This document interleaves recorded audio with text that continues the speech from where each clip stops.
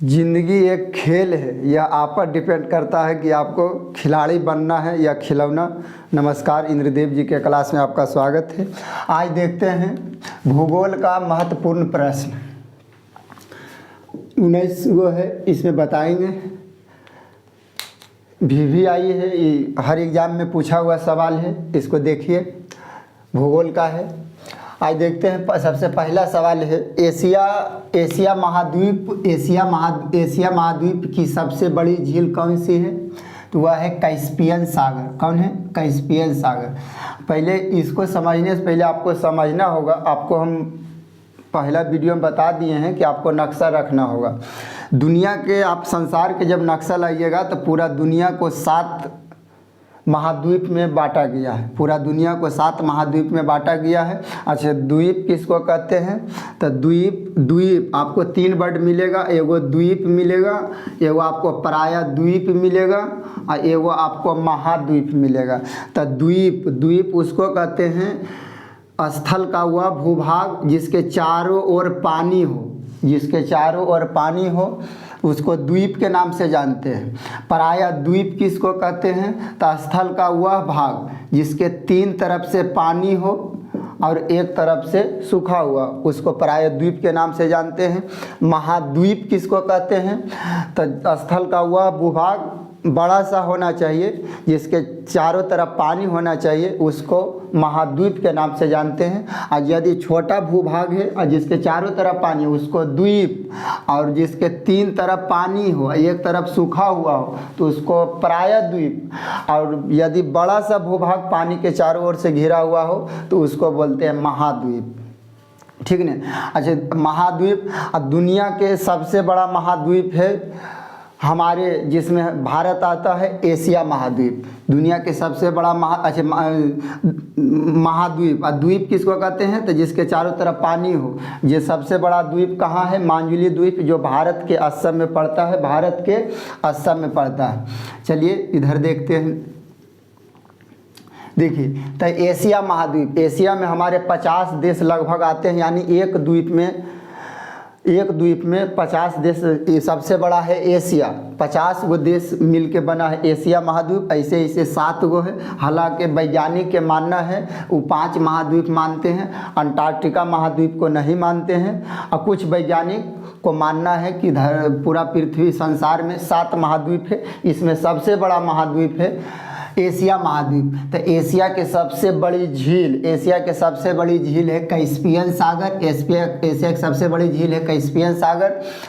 अच्छा, नदी पूछे कि संसार की सबसे बड़ी नदी, तो वो है नील नदी, जो मिस्र में निकलता, अफ्रीका में है नील नदी। और झील पूछे तो कैस्पियन सागर, जो चीन में बहता है, चाइना में। अब चलते हैं दूसरा सवाल। देखिए, दूसरा किस महाद्वीप को पठारी महाद्वीप के नाम से जानते हैं? तो अफ्रीका महाद्वीप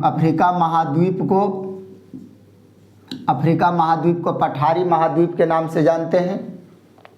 तीसरा सवाल है, टुंड्रा प्रदेश में कौन सी जनजाति के लोग निवास करते हैं? तो टुंड्रा प्रदेश में एस्किमो जनजाति के लोग निवास करते हैं। टुंड्रा प्रदेशी के जनजाति के लोग को बोलते हैं एस्किमो जनजाति।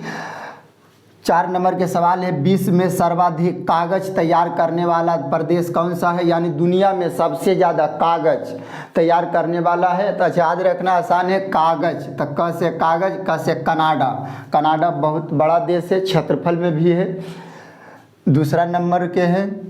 उसके बाद है विश्व में सर्वाधिक, 5वां नंबर है, विश्व में सर्वाधिक मक्का, यानी जिसको आम भाषा में मकई के नाम से जानते हैं, मक्का उत्पादन करने वाला देश कौन सा है? तो वह है संयुक्त राज्य अमेरिका, जिसकी राजधानी है न्यूयॉर्क।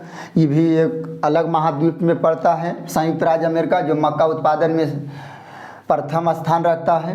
कागज में कौन है? तो वह है कनाडा। उसके बाद देखते हैं 6ठा नंबर है, विश्व की सबसे शीत मरुस्थल को इंग्लिश में बोलते हैं डेजर्ट। वह कौन सी है मरुस्थल? यानी सबसे बड़ी मरुस्थल वो है गोबी मरुस्थल, जो आपको अफ्रीका में पड़ता है। ये भी उत्तरी अफ्रीका में पड़ता है। उत्तरी अफ्रीका महाद्वीप में सबसे बड़ा मरुस्थल, जिसका नाम है गोबी मरुस्थल। उसके बाद आता है किस महाद्वीप जिसके चारों तरफ पानी हो, बड़ा भूभाग। तो किस महाद्वीप को श्वेत मतलब वाइट व्हाइट महाद्वीप कहते हैं। तो अंटार्कटिका महाद्वीप, इसी महाद्वीप को वैज्ञानिकों का मानना है कि ये महाद्वीप नहीं है, कुछ वैज्ञानिकों का मानना है कि महाद्वीप है, इस पर आदमी रह सकता है। बर्फ़ का बहुत बड़ा अथी है, यहाँ पर ज़्यादातर खासकर वैज्ञानिक लोग रिसर्च करने के लिए जाते हैं। अंटार्कटिका महाद्वीप में भारत के नक्शा के आप देखिएगा ऊपर में रहेगा अंटार्कटिका महाद्वीप। अंटार्कटिका महाद्वीप है जो जिसको एक नाम आव है श्वेत महाद्वीप। अंटार्कटिका महाद्वीप के एक नाम आव है श्वेत महाद्वीप। अब चलते हैं 8 नंबर देखते हैं। फ्यूजियामा किस देश का ज्वालामुखी पर्वत है? फ्यूजियामा जापान में पड़ता है। फ्यूजियामा जापान में पड़ता है। किस महाद्वीप के? ज्वालामुखी है तो जापान में है, जिसकी राजधानी टोक्यो है। 9 नंबर में है विश्व की सबसे बड़ी सक्रिय ज्वालामुखी। सक्रिय मतलब ये आने वाला है, फटने वाला है। सक्रिय मतलब अभी रेडी है, सक्रिय है। तो उसको वह है किलायु ज्वालामुखी जो है सक्रिय ज्वालामुखी है। कौन सी नदी मकर रेखा को 2 बार काटती है? मकर रेखा जो ग्लोब पर आपको दिखाया गया है, ग्लोब पर देखिएगा तो बीचे बीच को बोलते हैं विषुवत रेखा। ऊपर से पूरा दुनिया को 3 भागों में बांटा गया है। ऊपर लोग बोलते हैं कर्क रेखा, जो भारत यहाँ पर है। कर्क रेखा भारत के 8 राज्यों को बांटती है। इसके नीचे में आता है मकर रेखा। तो मकर रेखा को 2 बार यानी 2 बार काटती है। 2 बार काटने का मतलब है कि यह देखिए नदी है मकर रेखा नदी जो है इस तरह से ऐसे आके तो यहाँ भी काटेगा तो 2 बार काटेगा।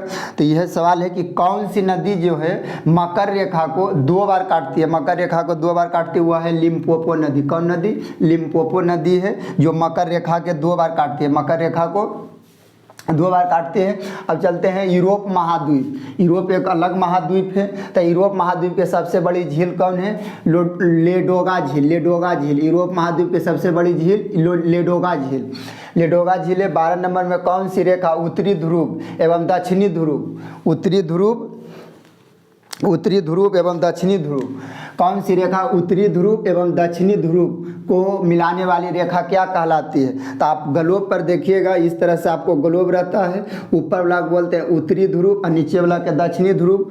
तो उत्तरी ध्रुव और दक्षिणी ध्रुव मिलाने वाली रेखा यह इस तरह से आपको मिलेगा। ग्लोब पर देखिएगा तो उत्तरी ध्रुव और दक्षिणी ध्रुव को मिलाने वाली रेखा को देशांतर बोलते हैं। क्या चीज़ बोलते हैं? देशांतर के नाम से जानते हैं। उत्तरी ध्रुव और दक्षिणी ध्रुव के देशांतर।